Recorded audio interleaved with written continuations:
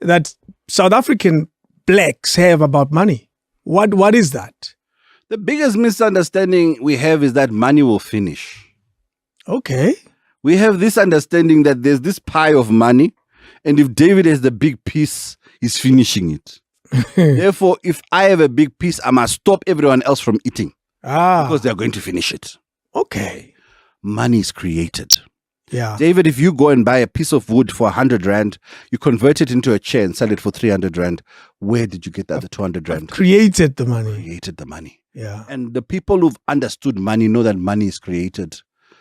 Bill Gates, all these guys, Microsoft, they create money. They started a company. You go buy shares. They're creating. Yeah. Elon Musk is creating. So we need to realize that we have the power to create money. The only thing which has made us believe that money finishes is because someone told you how much you're worth, because they told you you're worth 30,000 rand a month.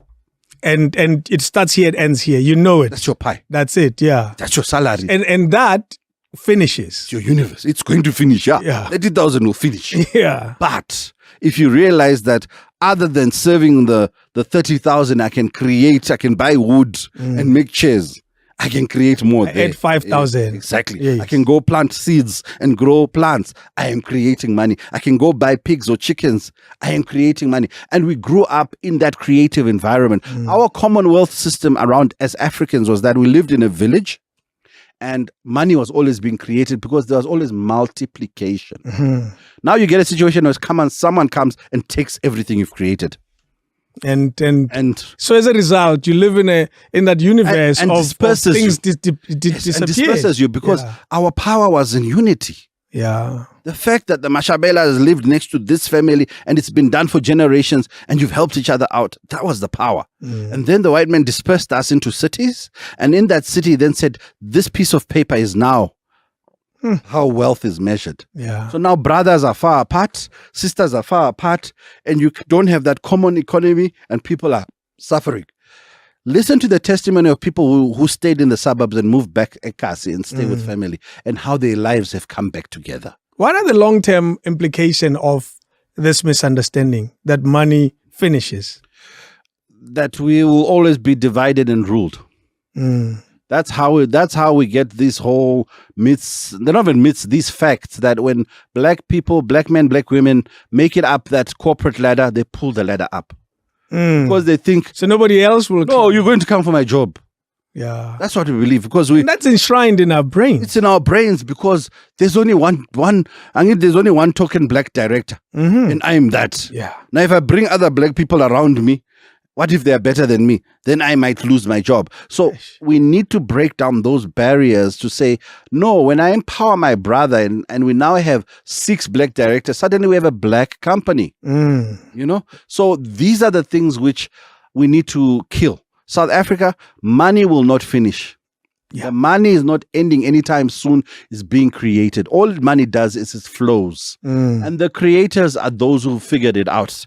So we need to just break that misconception that money is limited. The only thing that's limited is your salary because you've chosen to work under someone else.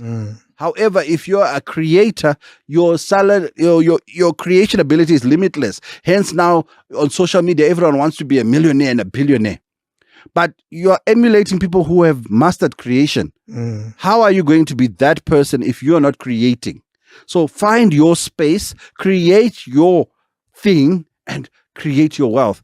And that's it. That's it. The biggest misconception that money will finish. It's not finishing anytime soon. Is it a misconception that we have, Tina, as black people in South Africa or all across Africa? It's across Africa. I think more in South Africa because of the history of the country.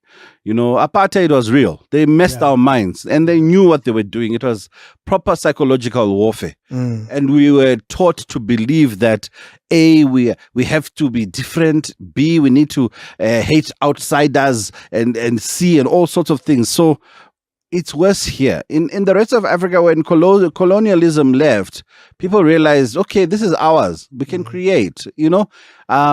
And we, as human beings, there's always going to be good and bad people. Of course. That's of course, nature. Yeah. But here, I think it's much worse because we grew up in a system where I was watching Sarafina the other day, and where, you know, you visit your mom or your dad, and you see things you've never seen. Because your mom is working for the white man. And you want it. And then apartheid ended, and all of us wanted those things right at the now. same time. But for them to have those things, they stole our wealth. So it was created wealth which they stole. Yeah. So we cannot suddenly equate ourselves with people who have a generational advantage of wealth. Let's talk about this clear disadvantage that blacks are born into. And it's historic. It's you find it in all sorts of books. And the long-term implication of this, you just got a bad deal of cards. Look, we got a bad deal, but we're not making it any better because we're still not accepting that money can be created. We can fight the system. We can fight the system with maybe that's a psychological mess that we have. With the Black Rand. I was watching the other day, what's his name, Lax Ntlantla, going and protecting the Maponya Mall. No one is going to rob here. Excellent idea. But I'm gathering my people to protect white wealth. Yeah. Okay. And then I want people. Maybe we don't know who owns it. Okay. No. Whoever owns it. Okay. Yeah. And then I'm kicking out people who are creating their own wealth selling vegetables. Okay. My point here is we should be having a different conversation to say in the township, all black businesses should come together and we should be running this. And there shouldn't be a white business running in the township. Period. And that's the real conversation we don't want. And media won't want it out there because it'll kill them. Of course. But that's the real conversation we should be having. We should be having a black bakery, should be having a black electrician, a black plumber, a black builder, a black you name farmer. it. Yes. And they're all working together and we're keeping our black rand together. It happens in the Jewish community. It happens in the Indian or Muslim communities. They keep their rands there and they're unapologetic about it. There's a statistic I found out years ago, and I may not quote it correctly, that talks about how long a rand or dollar stays in the community, in that pie of in that circle of community. A black rand doesn't stay more than a few hours. We've been trained to be consumers. Yeah. And again, it speaks to consumers are limited. Creators are not. And we need to be producers. Because production, you can't limit it. It's as much as the big as the market. So we need to change our mindset from that of consumption to one of production. That's you know what I'm saying? Yeah. So I like the fact that there's a whole new generation of black entrepreneurs involved in manufacturing, involved in production, because that is how wealth is ultimately created. But as they walk those journeys, they need to also make sure that the people they are empowering in their network are fellow blacks. And we kill this thing of money will finish. No, it won't. Let's talk about consumption.